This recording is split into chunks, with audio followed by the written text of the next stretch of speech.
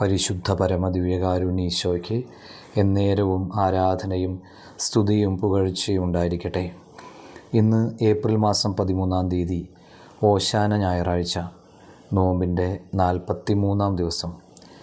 കർത്താവിനെ മഹത്വപ്പെടുത്തിക്കൊണ്ട് അവിടത്തേക്ക് ഓശാന പാടിക്കൊണ്ട് ഈ ദിവസം അനുഗ്രഹം നിറഞ്ഞതാക്കി മാറ്റാൻ നമുക്ക് പരിശ്രമിക്കാം.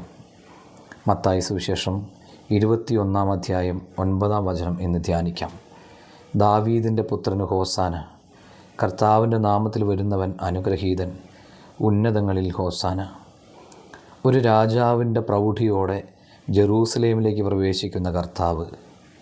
ജനം ഉറപ്പായും വിശ്വസിച്ചു, ഇവൻ റോമാക്കാരുടെ അടിമത്തത്തിൽ നിന്നും തങ്ങളെ മോചിപ്പിക്കുകയും തങ്ങളുടെ ചക്രവർത്തിയായി തീരുകയും ചെയ്യുമെന്ന്. തങ്ങൾ ഉദ്ദേശിച്ച കാര്യം നടക്കാൻ വേണ്ടിയാണ് അവർ ഹോസാന പാടിയത്. അത് നടക്കില്ലെന്ന് കണ്ടപ്പോൾ അവനെ ക്രൂശിക്കുക എന്ന് ഇതേ ജനം തന്നെ ആർത്തട്ടഹസിച്ചു.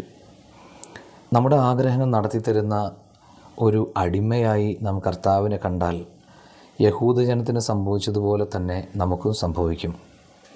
നമുക്ക് പ്രാർത്ഥിക്കാം.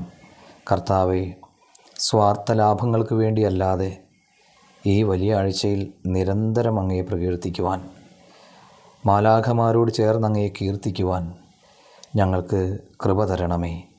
എല്ലാവർക്കും ഓശാന തിരുനാളിൻ്റെ ആശംസകൾ നേരുന്നു.